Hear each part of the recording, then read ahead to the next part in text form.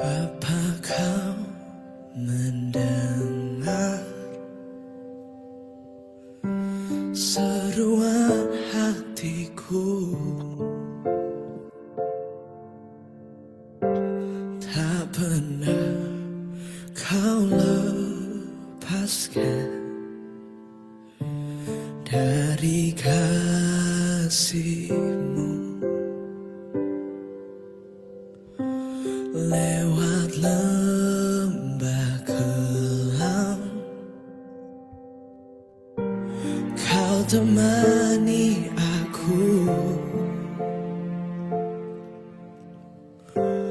Roh-Mu bekerja selalu untuk kebaikanku.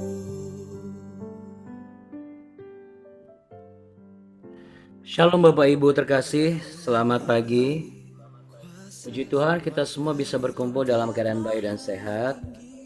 Dan pagi hari ini kita dibuka dengan sebuah kabar yang menggembirakan ya. Ada progres dari kesehatan dari Ibunda Ibu Eli kemarin, yaitu Ibu Sri yang kemarin kita doakan. Bapak Ibu, puji Tuhan. Saya akan mohon izin bacakan chatnya. Puji syukur ibu saya keadaannya semakin membaik, tapi memang masih di rumah sakit. Semoga segera sehat, sempurna, dan segera pulang ke rumah. Terima kasih doanya Abuna dan juga Bapak Ibu semuanya. Terima kasih. Baik, sama-sama Ibu Eli dan juga Pak Juli. Komunitas doa pagi BW ini ada salah satu tujuannya adalah supaya kita saling mendoakan satu sama yang lain ya. Dan kemarin juga ada kabar dari Pak Mardhani Tampu Bolon. Beliau memberitahu karena faktor kesulitan sinyal di daerah Kalimantan Tengah sana sehingga untuk sementara belum bisa ikut BW. Ini juga bisa ya kita bisa doakan juga ya. Saya bilang sama beliau bahwa sekalipun nggak bisa apa ikut BW dulu, tetapi Tuhan nggak pernah melupakan beliau juga dan keluarga ya, sama seperti Tuhan nggak pernah melupakan saudara dan saya ya, makanya kita nggak boleh melupakan Tuhan. Oke, untuk itu Bapak Ibu sekalian, kita mau sama-sama satu di dalam doa. Dan seperti biasa, saya mohon izin untuk seperti biasa Abuni sebagai host akan memute supaya tidak ada passing sound. Mari kita satu di dalam doa. Bapak Surgawi, terima kasih ya Tuhan. Bapa kami dalam surga, dikuduskanlah namamu, datanglah kerajaan-Mu, jadilah kehendak-Mu di bumi seperti di surga. Berikanlah kami pada hari ini makanan kami secukupnya, dan ampunilah kami akan kesalahan kami, seperti kami juga mengampuni orang yang bersalah kepada kami. Dan jangan membawa kami ke dalam pencobaan, tapi lepaskanlah kami daripada yang jahat. Karena Engkau-lah yang punya kerajaan dan kuasa dan kemuliaan kekal sampai selama-lamanya. Bapa, terima kasih ya Tuhan Yesus Kristus. Engkau juru selamat kami hidup. Engkau memberkati kami dan melindungi kami. Engkau juga memulihkan keadaan kami. Demikian juga Engkau memberkati dan memulihkan keadaan Ibu Sri. Sekalipun masih di nama, tetapi dalam nama Tuhan Yesus Kristus, kami bersepakat di dalam nama Tuhan Yesus Kristus oleh biru-biru darah Kristus. Pemulihan itu terjadi ya Tuhan. Ibu Sri tidak akan perlu lama di Opname, boleh kembali segera pulang ke rumah dan kumpul bersama seluruh keluarga besarnya Tuhan, anak, menantu dan cucu, sehingga Ibu Sri boleh beraktivitas kembali. Kami juga mendoakan rekan kami Pak Mardhani ya Tuhan yang masih berada di Kalimantan. Tuhan Yesus memberkati dengan keluarganya sekalipun belum bisa ikut, tetapi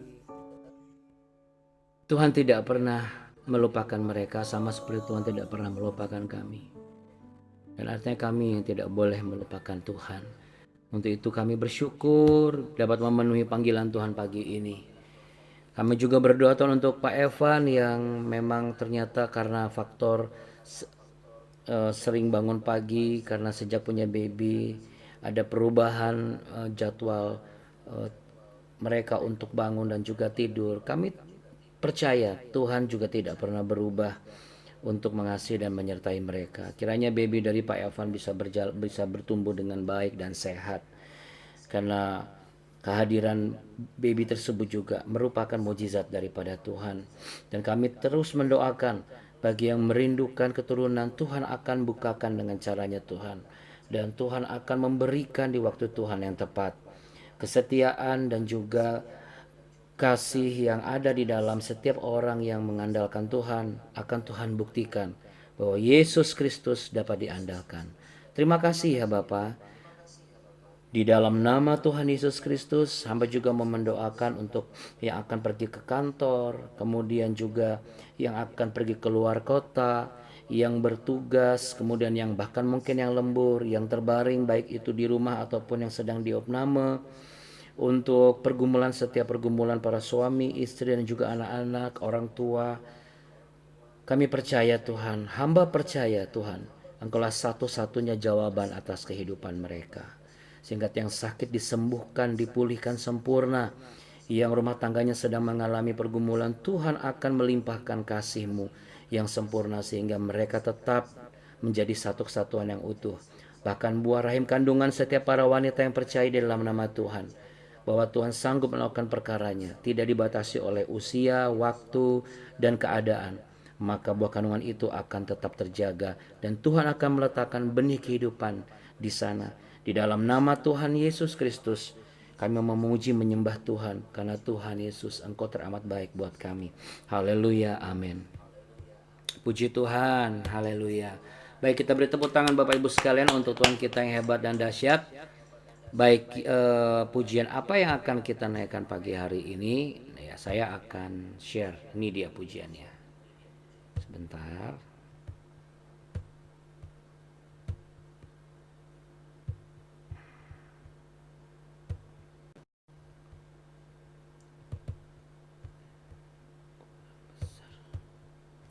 Recording.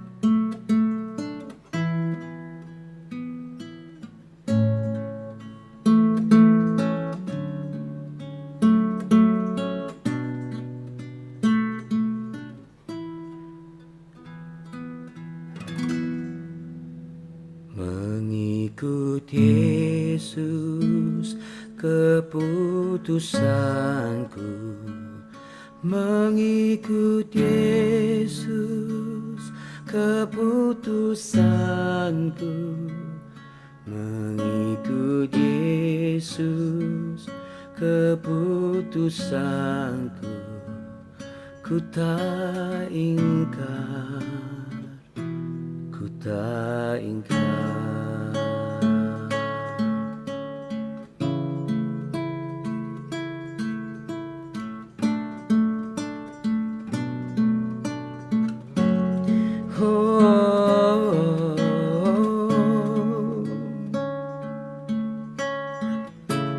Ini keputusanku Tuhan,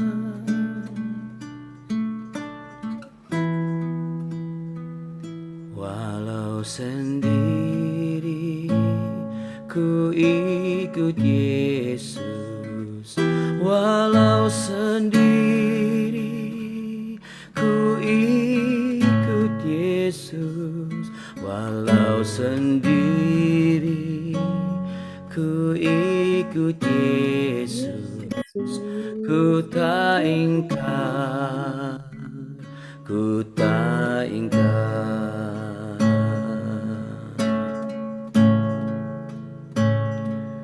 Haleluya Tuhan,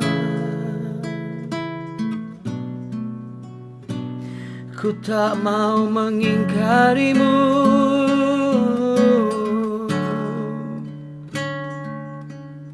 ku kan selalu setia, walau ku sendiri menghadapi semuanya. Namun kau tak pernah tinggalkan dan biarkan diriku sendiri.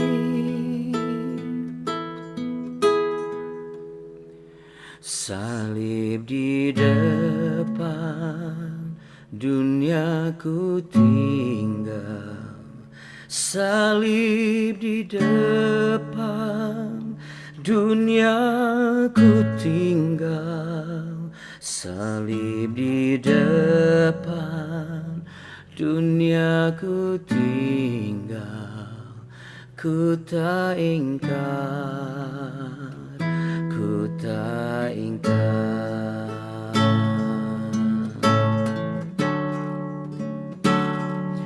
Haleluya Yesus. Ku berbahagia,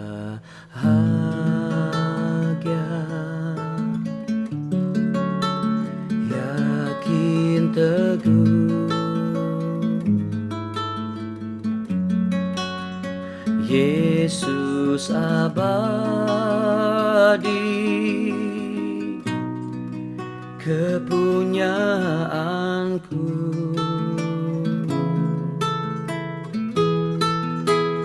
Aku warisnya, ku ditebus,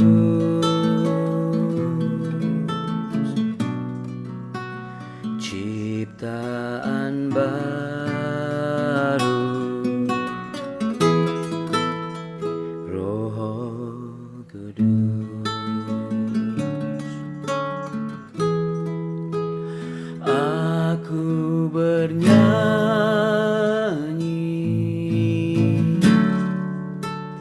bahagia,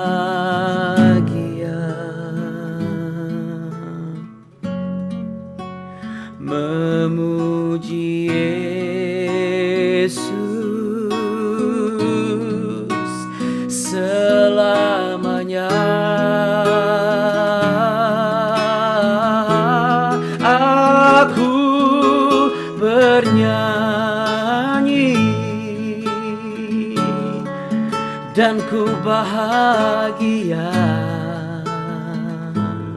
Oh, memuji Yesus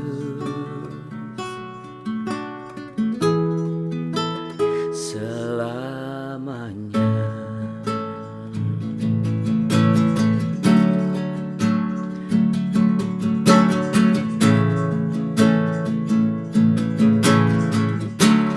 Ku berbahagia,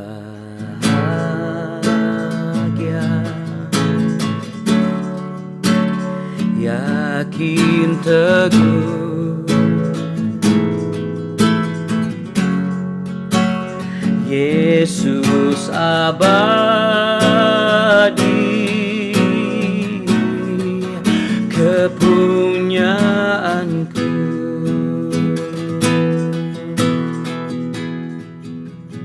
Aku warisnya,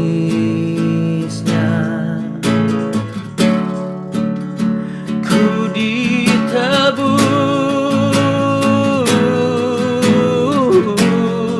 dan ku ciptaan baru. Oh, karya Roh Kudus.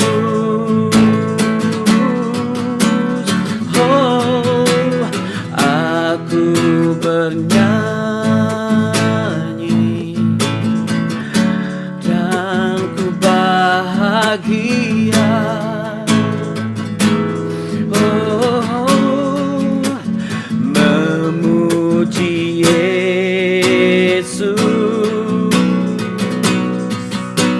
selamanya.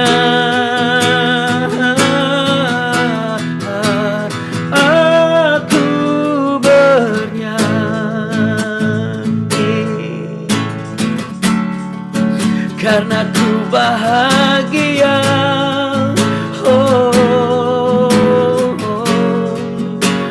memuji Yesus selamanya. Oh,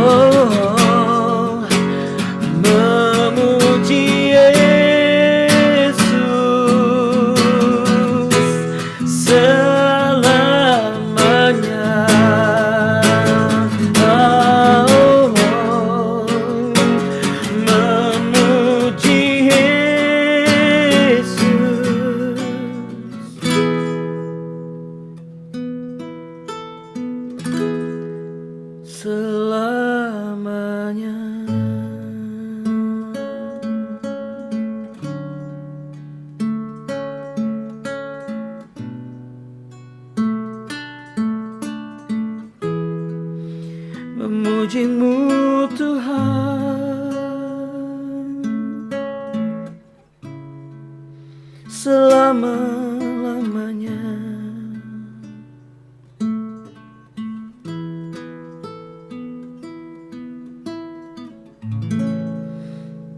Terima kasih Tuhan Yesus, kami mau tetap memuji Tuhan dalam apapun keadaan kami. Baik tidak bahagia sampai bahagia ataupun sedang bahagia dan semakin bahagia. Namun kami semua adalah orang-orang yang berbahagia karena Tuhan, bukan karena harta ataupun dunia ini. Dalam nama Tuhan Yesus Kristus, haleluya. Mari sama-sama katakan amin. Amin, puji Tuhan. Shalom Bapak Ibu semuanya. Bagaimana situasi keadaan ini belakangan ini? Saya berdoa supaya semuanya tetap dalam keadaan baik dan sehat ya Bapak Ibu. Oke, kita masuk ke part yang kedua. Part yang pertama kemarin kan kita bicara mengenai karena tidak ada firman Allah, maka keadaan menjadi liar. Setiap orang memandang apa yang menurut mereka itu baik, yang benar menurut pandangannya sendiri. Itu semua karena terbiasa melihat sosok atau terbiasa melihat figur, ya. Makanya ketika figur itu nggak ada hakim sama sekali. Ternyata yang seharusnya bangsa Israel itu sudah belajar dari sejarah mereka sebagai umat pilihan Allah, bagaimana mereka diceritakan turun-temurun mengenai proses Allah yang hidup itu mengeluarkan mereka dari perbudakan Mesir. Namun justru itu tidak terjadi, sehingga banyak sekali penyalahgunaan wewenang. Orang asal punya duit gitu ya, asal punya jabatan atau punya pengikut yang banyak, lalu merasa bisa untuk menguasai satu dengan yang lain. Tidak pernah terfikir bagaimana dampaknya ketika mengatasnamakan Tuhan, padahal Tuhan pun nggak ngomong apa-apa dengan dia. Kita buka lagi ya. Ini part yang kedua Bapak Ibu. Part yang pertama adalah kita jangan mencari kesenangan sendiri hidup ini ya. Karena hidup ini bukan tentang diri sendiri, tapi ini semua adalah anugerah Tuhan. Nah, part yang kedua, kemarin kita kan sudah baca tuh ya, Kami 4:17 ayat 1 sampai 31. Tetapi saya tertarik untuk kita sama-sama membaca di bagian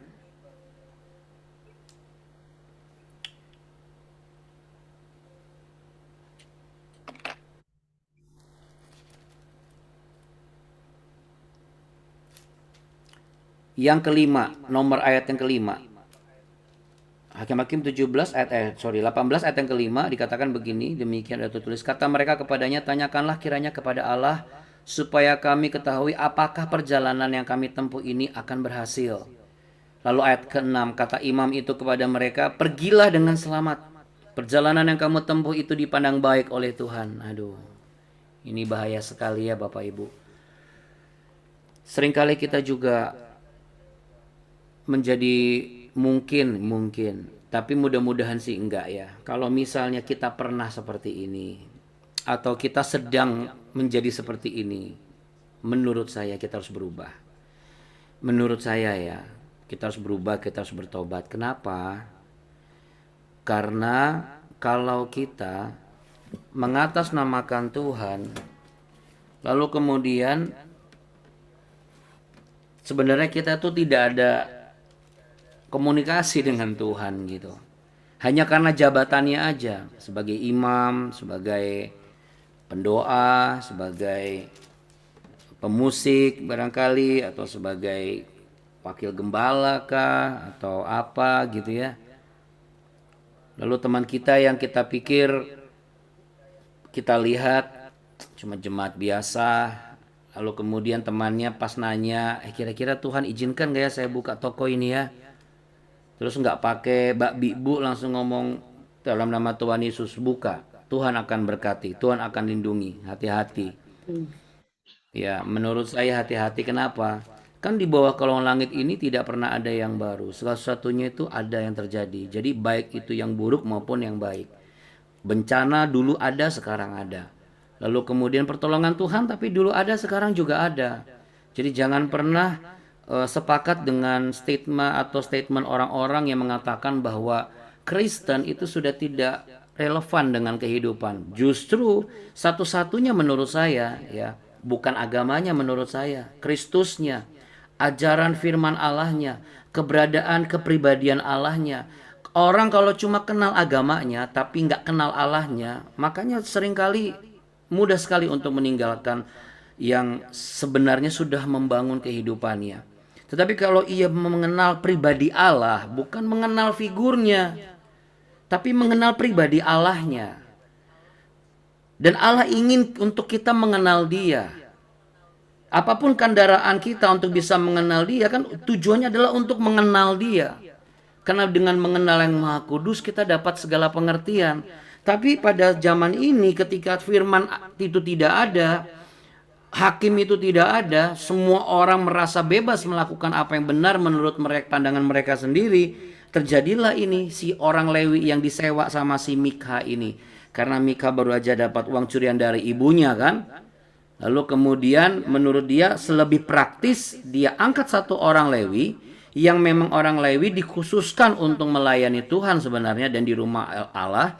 Tetapi karena menurut dia kayaknya kok nggak pas kalau misalnya mungkin Mika seorang yang gemar mengumpulkan barang-barang unik dan etnik barangkali atau bagaimana, sehingga menurut dia yang penting kan saya doanya ke Tuhan tapi melalui patung ini. Bisa saja, cuma Mika yang tahu di zaman itu.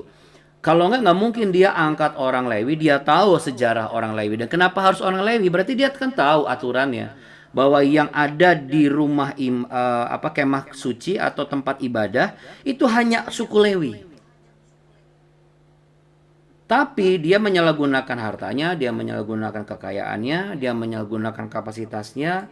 Sehingga apa? Sehingga dia bikin berhala lah di rumahnya. Lalu kemudian dia memang tahu baju efod, dia bikin terafim dan lain sebagainya. Dikasih ke orang muda ini, dikasih uang lagi. Jadi imam. Datang suku Dan. Bani Dan yang lagi cari wilayah. Ngeliat ini ada imam nih di rumahnya Mika. Awal-awalnya cuma nanya, kira-kira gimana? Bagus nggak kalau kami datang ke lembah Lais itu? Karena orang-orangnya kayaknya nggak suka nggak tahu cara berperang bagaimana. Lalu orang ini yang sudah jadi imam langsung ngomong, pergilah dengan selamat. Nah berarti itu benar dong Abuna. Sebentar Bapak Ibu, jangan lupa orang-orang di Lais memang kenyataannya emang nggak pernah perang Bapak Ibu. Mereka terpisah dari orang-orang di sekeliling mereka. Jadi kalaupun Bani Dan tanpa nanya ke imam ini, imam yang KW ini, imam KW. Ya kan memang KW ya, KW 2. Juga pasti akan berhasil mengalahkan mereka. Kenapa? Lawang isinya orang-orang yang kerjaannya cuma santai-santai, barangkali tiap hari minum kopi, ngeteh, lalu kemudian bercocok tanam, nggak pernah yang namanya perang sedikit pun. Plus mereka terisolasi. Atau mereka hidup secara eksklusif. Mereka kurang bersosialisasi.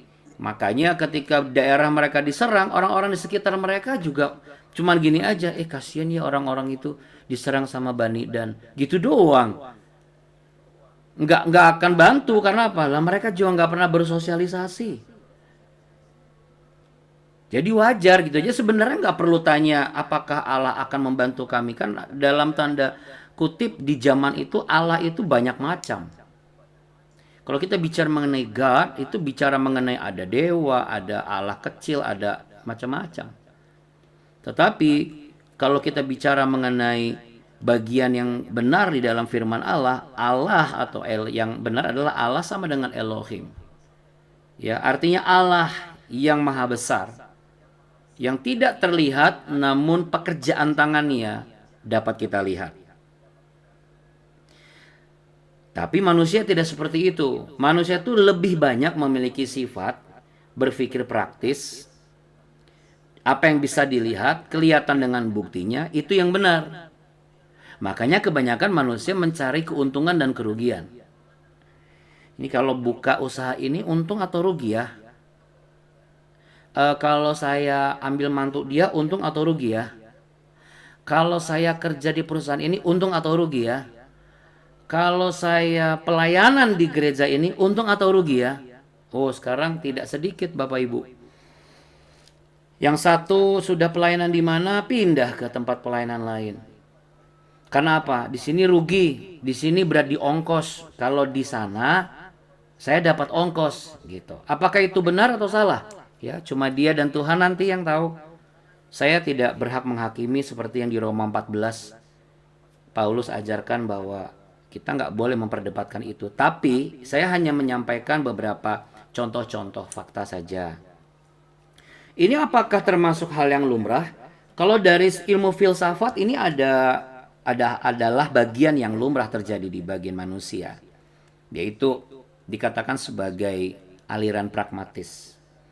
Sebuah pemahaman di mana berpikir yang simple-simple, yang penting sudah tahu akibatnya, hasilnya, manfaatnya, praktisnya bagaimana.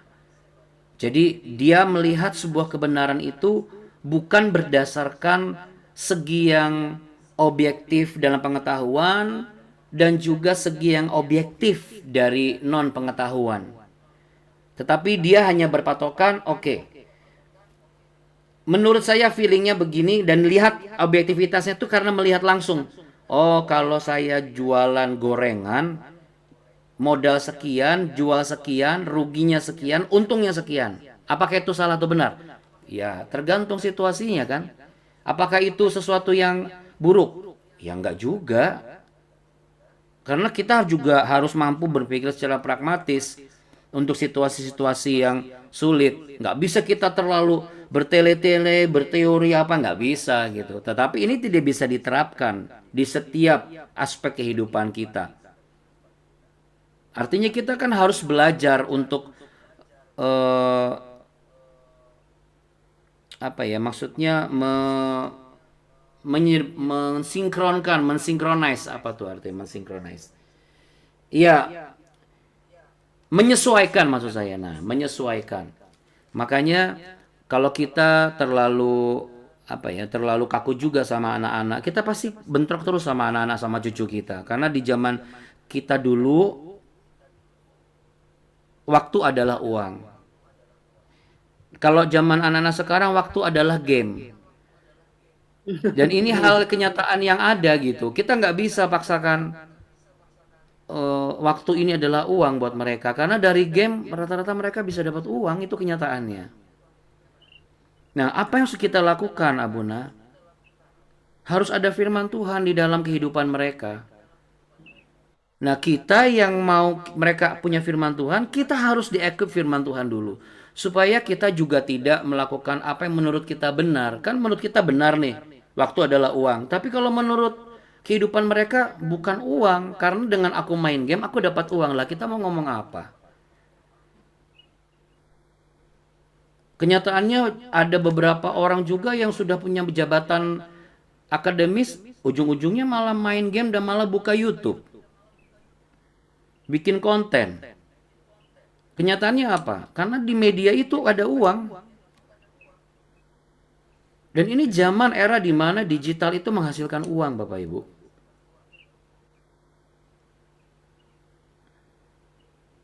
Jadi apa yang harus dilakukan, Abuna? Kita nggak boleh seperti imam tadi, menyalahgunakan usia kita yang lebih tua, lalu kita memaksakan kehendak kita, dan kita nggak mau belajar akan perkembangan dan perubahan dunia ini. Kita pun juga tidak boleh menjadi orang yang mengandalkan tokoh atau figur. Oh, kata pendeta ini begini. Praktisnya kan begitu. Udah kata Pak Pendeta apa, kita ngomong ikut aja. Ya nggak gitu juga, Bapak Ibu.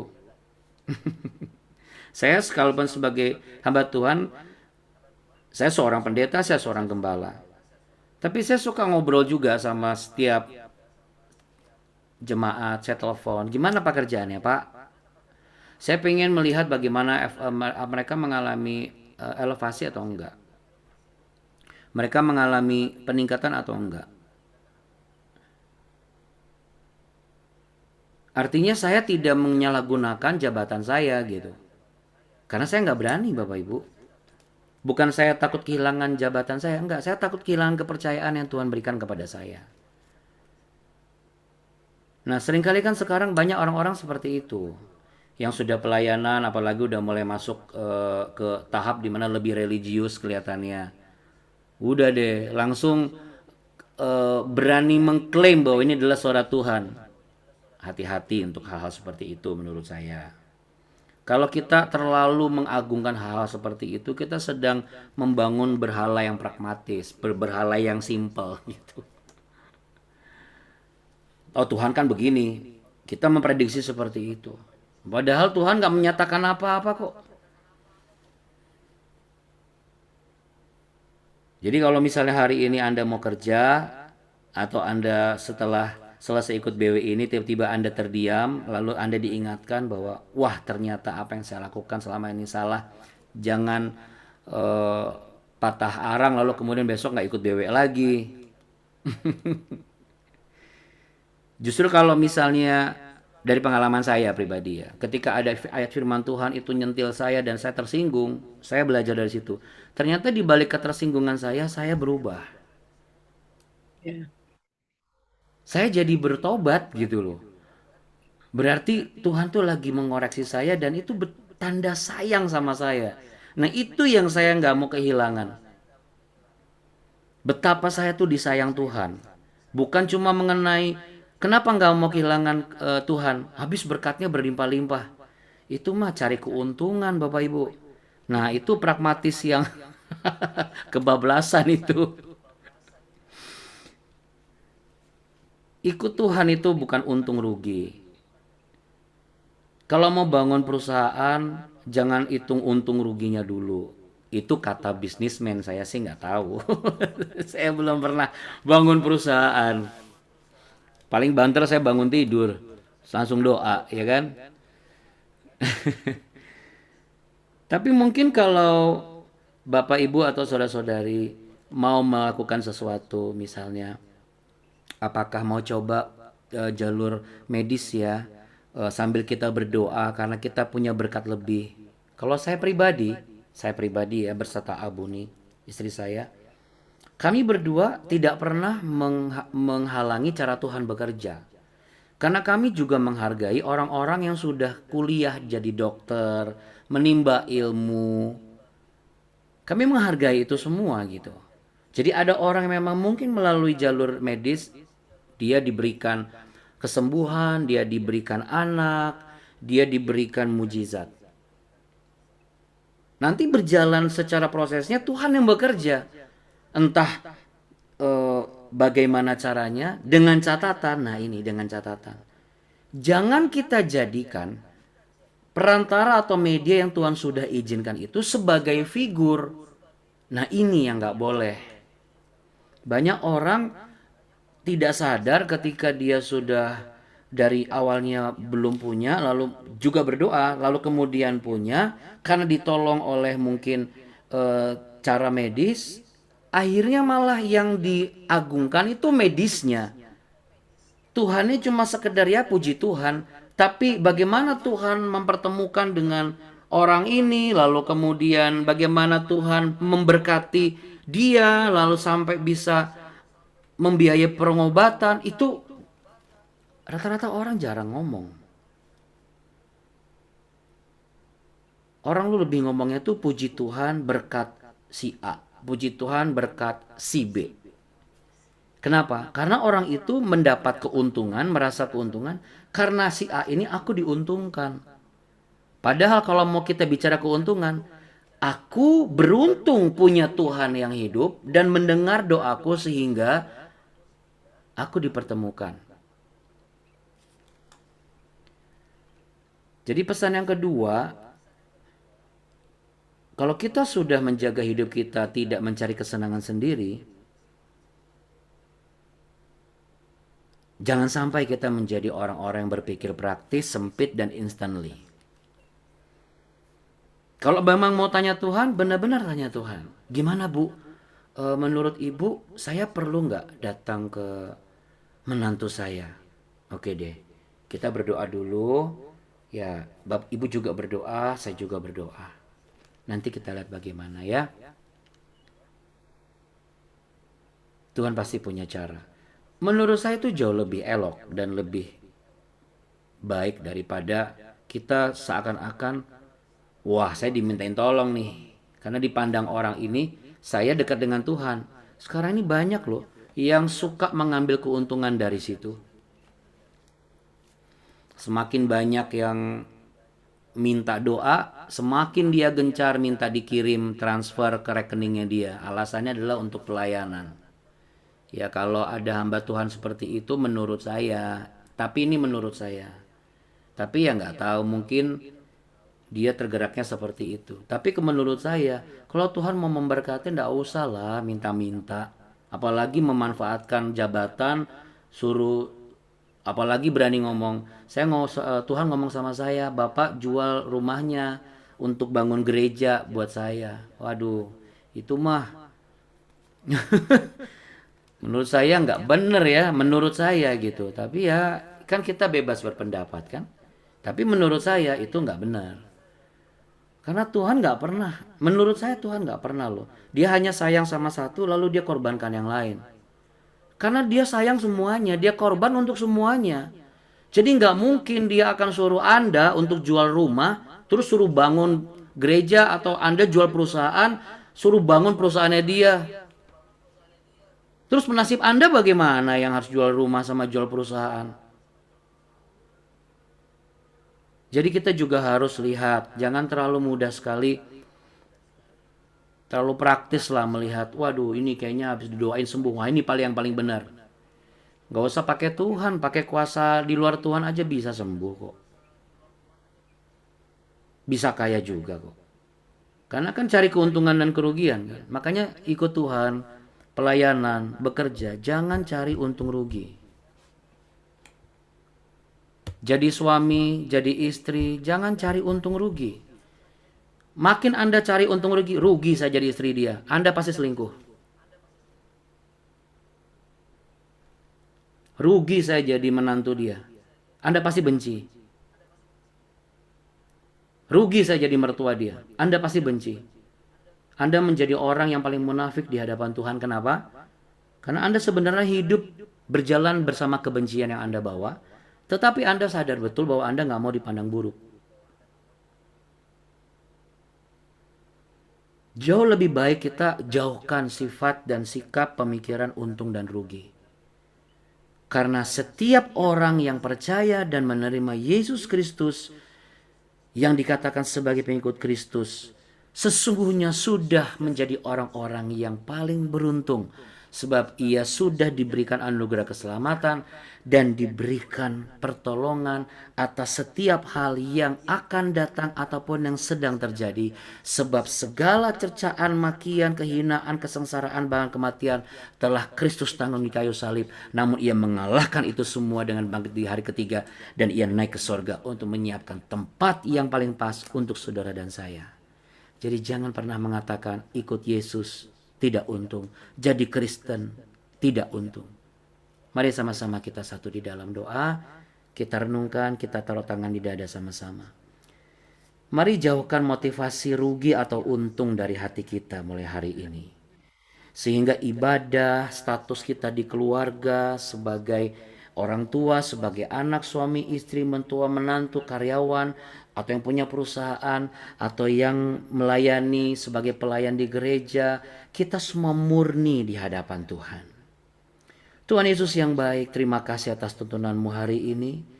Setiap kami mau terus bersabar pada saat menapaki jalan mulia dan kudus bersama Tuhan, dan mengerjakan setiap rencana Tuhan dengan hati kami yang tulus. Setulus Engkau terus memberkati kami. Dan saat ini setiap kami siap menerima berkat yang hanya daripada-Mu ya Tuhan Yesus. Bapak Ibu sekalian, terimalah berkat damai sejahtera cinta kasih Tuhan yang tulus kepadamu. Tuhan memberkati engkau dan melindungi engkau. Tuhan menyinari engkau dengan wajahnya dan memberi engkau kasih karunia. Tuhan menghadapkan wajahnya kepadamu, memberimu perlindungan, kekuatan, damai sejahtera. Dan biarlah apa yang Tuhan sampaikan hari ini akan membuat kita mengalami peningkatan. Etos kerja kita juga tetap baik. Etos pelayanan kita tetap sehat. Karena bukan tentang untung dan rugi. Sebab barang siapa yang ada di dalam Kristus, sesungguhnya ia akan dan sudah beruntung. Terlebih lagi memperkatakan firman Tuhan. Maka kemanapun dan apapun yang kau kerjakan, selalu berhasil dan beruntung. Dalam nama Tuhan Yesus. Haleluya. Amin. Amin.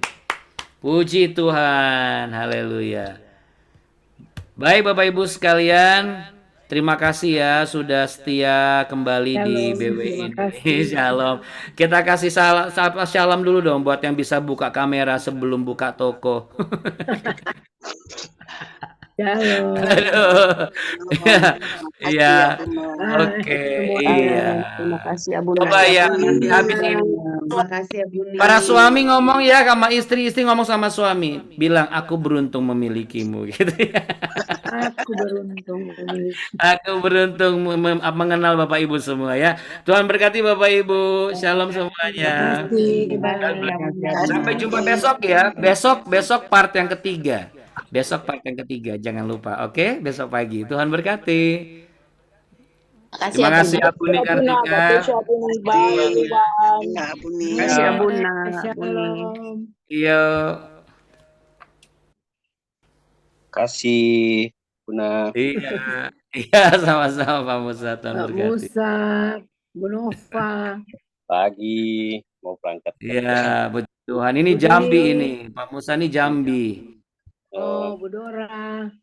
Bu Mm-mm. Yuni. Bu Yuni. Pak Bu Yuni.